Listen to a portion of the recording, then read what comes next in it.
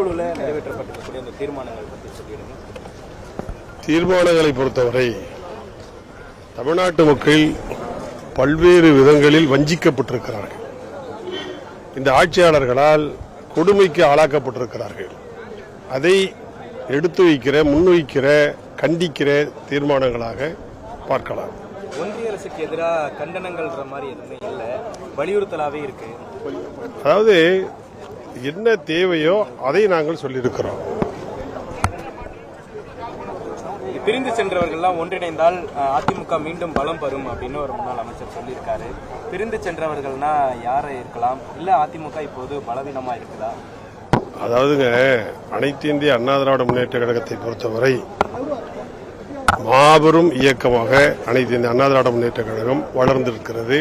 அண்ணன் எடப்பாடியார் பொதுச்செயலாளருடைய தலைமையில், பொதுச்செயலாளர் எடப்பாடியாருடைய தலைமையை ஏற்று வருகிற யாராக இருந்தாலும் பொதுச்செயலாளர்கள் ஏற்றுக்கொள்வார்கள்.